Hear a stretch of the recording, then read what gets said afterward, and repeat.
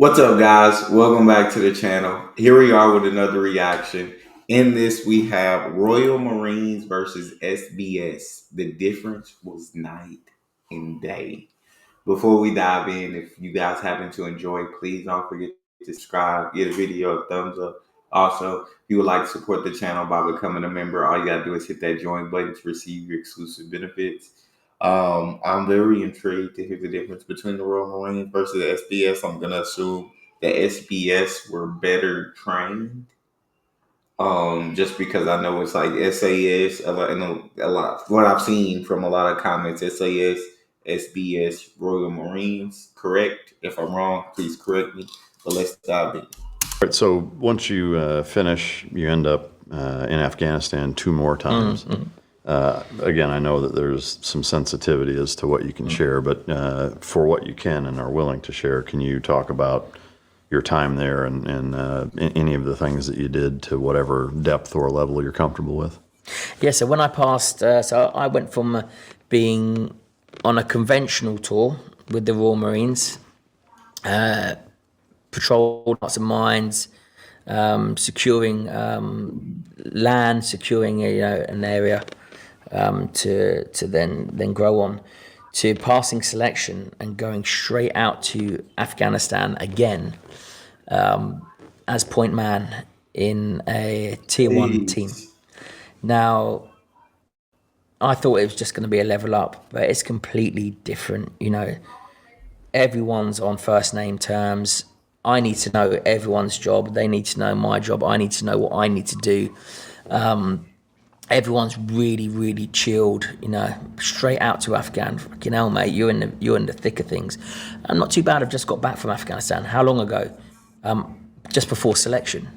So I done Afghanistan. This was my year and a half. Afghanistan, selection, Afghanistan. Yeah. So my second tour in the SBS, we're conducting tier 1 operations. So we're going out at night only. No daytime ops. It's at night only. We're going under the guise of the night, getting out before sunrise. The classic sort of SF operation. Yeah. We're hunting down high value targets. So as you'll know, there was a network probably of about 25 to 30 people.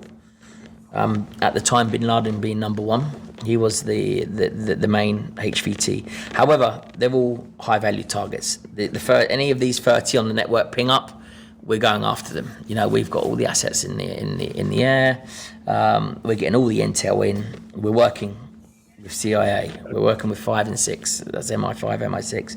We're working with other security intelligence services that I can't mention. That's insane. So we're getting pretty good intel. But the intel comes from the ground, comes from our eyes and ears. That's where the real intel comes in. So we're cutting the head off the snake ultimately. Yeah. So all of a sudden, I've gone around from patrolling with my SA-80 to now I've got a Heckler & Koch 417, the 7.62 variant, because, it depends on the caliber of the HVT to the caliber of the rifle, as the Navy SEALs say. I used to love that. We're working very, very closely with the Navy SEALs. We're working very closely with Dev Group. We're getting we're adapting our drills and skills with them. Now we get all of our. That's kind of crazy. Like as he's talking about the difference, like just kind of night and day. He's not spoken too much, like on the Royal Marines. Just kind of like he thought going to the SBS was just going to be a level up, but he was like, nah, like completely different. Like you need to know everybody on a first name basis, and you need to know their job, like exactly what they do. Our modern day drills and skills, all of that, going straight into the thing, fighting from the door, fighting from the windows. We're adapting that with the teams. Yeah. That's what they specialize in. Let's go over there. Let's really find out how they're doing it, and let's adapt that. That's where we changed the layout of the land in Afghanistan, because every mission we weren't losing people. We were going on to target. We were the way that we were conducting our newly modified drills and skills, along with our American counterparts. We weren't losing people. You know, we were going in mission success, one HVT knocked off, two HVT knocks off. You know, within that first tour, That's we knocked crazy. off 12 HVTs. Wow. 12 Well, HVTs in that period of that 6-month operation. Now, what that does when you cut the head off the snake, people think twice before stepping into their shoes. So what we done, we went after and these HVTs, one might be a weapons facilitator, one might be a drugs facilitator, one might be the right-hand man of Bin Laden, one might be an IED facilitator. You know, they're on the network on purpose, and what they do, they rest over the border of Pakistan, they come in, reorganize their troops, and then they go back. And you know when they're in, and because something will happen, something drastic will happen. And what happened one day, and I'll just take you back to a small op, is a wheelbarrow bomb went off. So this is the caliber of what you're going up against. You know, farmers think they're farmers. There was this kid attached to the end of a wheelbarrow, obviously didn't know what was in the wheelbarrow, was told to go and push it, and, you know, through this patrol of Marines. that stuff to me, man, that's just like sick and evil, and like that breaks your like kid doesn't know what's in a wheelbarrow. Even if he did know, like he's a kid, man. Like that's just sickening, bro. Like the people who would even give him that wheelbarrow to push, like are absolutely disgusting. That's disgusting. Kid doesn't know what he's pushing. He's got all hay all over it, blah, blah, blah. Boom. Set the IED off. It's a wheelbarrow bomb. Goes off, kills multiple Marines. This is UK Marines. We are in country. Obviously, we find out. We know we know this dude's in town. So we go to the network, all the assets. Lo and behold, he's we ping him. He's across the border. He's in Afghanistan.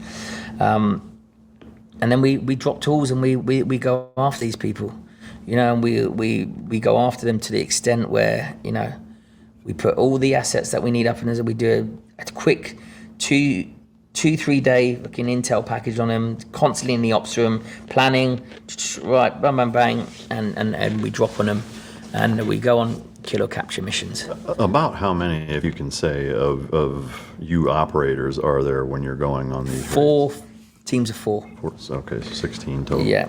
Did you ever work or utilize American air assets? Like, did you get TF-160 guys taking you places all the time? All the time. So the first tour was very, very hard. You know, I've gone from a Royal Marine, you know, conventional tours, you know, to a highly kinetic tier 1, nighttime, close border ops tour. You know, it's completely different. So I come off this tour, and you can imagine, you know, I call it olden days, but everything that you joined up for, I've literally just done straight from passing selection. There was no settling in period for me. Yeah. You know, so I come off this tour. You know, none of the other 3 squadrons. I'm in C squadron. None of the other squadrons know me. So, you know, I'll come off this tour and I'm cutting around like I'm the dude. You know, so they go, who the fuck is this guy? You know, so but no one can say shit. You know, I'm point man.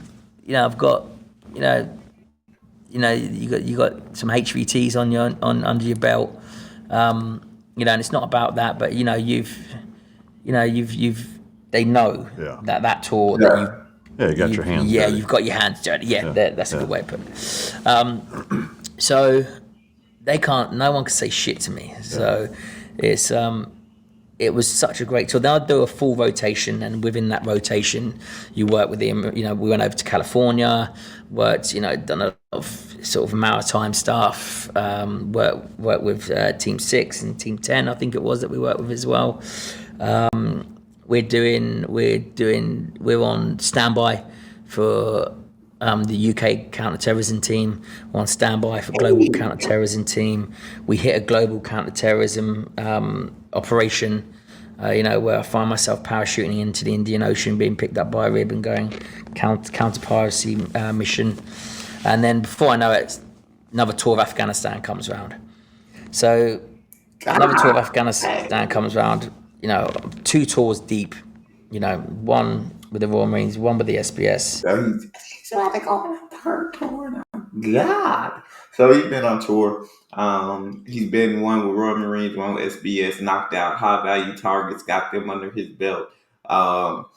It sounds like he's absolutely killing it. Right room selection, jump right in the trenches, and he's there. And but now I guess it's a third tour that come around.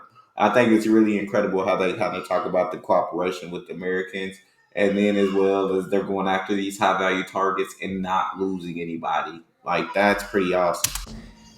Done black roll, full on, jumps, operational jumps, the counter-terrorism sort of mission ticked off. I've been in the fucking SBS for a year at this stage, or a year and a half, and then the second tour, and I've done all this already. And at this stage, I've trained as a forward air controller. So, next tour that I go into, which is my third tour in total, my second with the SBS, I'm a primary fires operator. So I control all the stacks in the sky. So I'll give you but I'll give the listeners and the viewers a sort of a down low on what a primary fires operator. So I was a team leader and a primary fires operator on a different task force mission, where we're functioning at night and in the day this time. So we're flickering from tier 1 operations to tier 2, if you wish, in the daytime. But we would done what the hell we wanted. Vehicle interdictions, they're called. So VIs, do vehicle interdictions. We just merged them together because we were getting a lot out of the vehicle interdictions. So talk about working with the Americans. I'm a primary fires operator, so I'm on the ground with the team, but I've got in one ear I've got the team, in the right ear I've got the whole stack. Now, what happens once we go on an operation?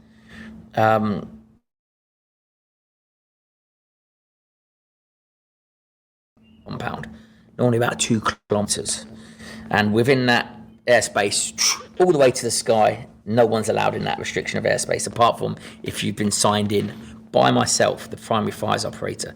So to start off with, we've always have 2 Chinooks on the ground. There are people carriers. There are QRF if we need anything. If we've got a casualty or we need to bring more troops in. Above that, a stack above that, we've got 2 Apaches, American dudes. I forget what squadron they're from, but I worked with them for 6 months. But have guns, will travel. That was their motto, right?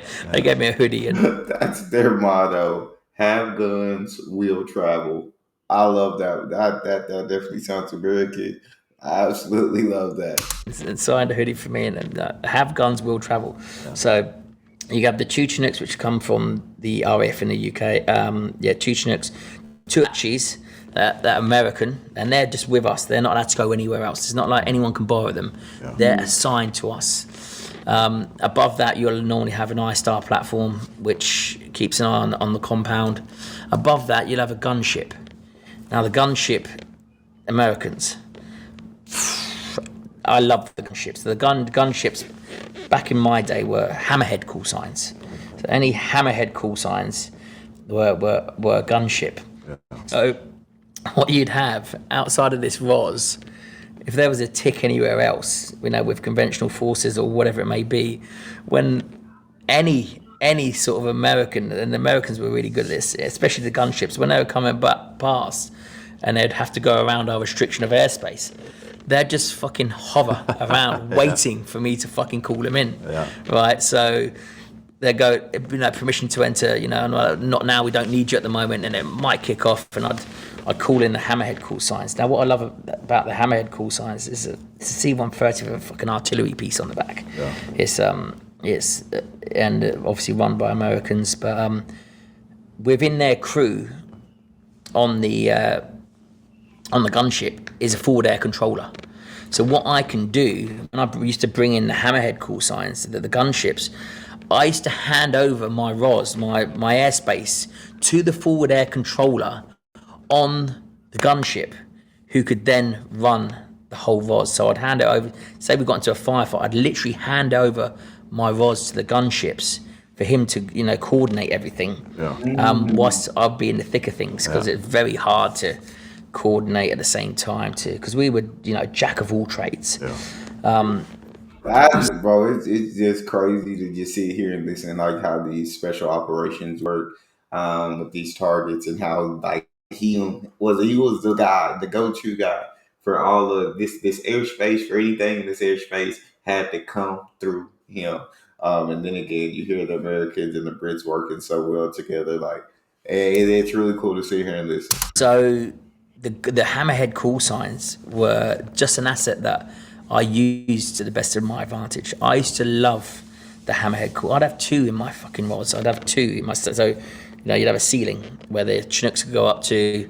We'd have a ceiling where the Chinooks, where the Apaches could go up to at an I-Star platform, maybe a Sea King with a firearms sort of asset, a fires platform on there, but also a surveillance platform that could tell us what's going on within the compound. And then above that, I'd have the gunship. Above that, I'd have the Predator or Reaper, and above that, I'd have the fixed winged asset. Yeah. So my stat used to be fucking 6-7 high. But the Americans, honestly, with their Apaches, they were just such a pleasure to work with. Yeah. Two Apaches at all times, and you talk to these dudes, just like like I'm talking to you. Everyone thinks, yeah, you've got your odd, your clear hots and your certain, trigger sort of keywords that you'd use, but we just talk like we were talking. That was the difference between the conventional fight force. It was like, yeah, hey, this is so. I was a Mayhem call sign, so I was Mayhem 5-1. Yeah. So I'm on the ground. I'm Mayhem 5-1. You got the Hammerhead call signs. Like, Mayhem 5-1. Hammerhead so and so. Right, dude. Once we come off this compound, this is what they'd be like. Hey, Mayhem. When you come off the compound, are we cleared to let some rockets go? And I'm like, yeah, mate, listen. If you see any, that's how I used to talk to them, mate. If you see anything that's any badness that's going on, that compound is cleared. Listen, I haven't got on. You're cleared hot. Yeah. Boom. There was just a great relationship between us. We just knew each other, and handing the rods over as well to the gunships sometimes was a breath of fresh air, because you'd have a different sort of chain of command in there. And if we had Mirages as a fixed winged asset, for example, who were French, I love to let everyone know that the Brits and the Americans were in control. Yeah. We are in control of this shit. I've got my American brothers waiting, hovering around the restriction of airspace. Right, this was on my third tour in total, just to have that connection and the way that we functioned and worked with the Americans. That's why it saddens me, and it's like a dagger to the heart to think that there's any fraction, between us and between the UK and the Americans, whether it's political, whether it's military, because I know what we're like when we work together. Shout out to my guy, and I agree with him. UK and Americans definitely need to work together more often, not just militarily, but outside of the military as well. Two countries that work well, that get along, that share similar cultures, should be spreading love, not hate. That's all we got. If you guys enjoyed, don't forget to subscribe, give the video a thumbs up. What you thought about it in the comment section.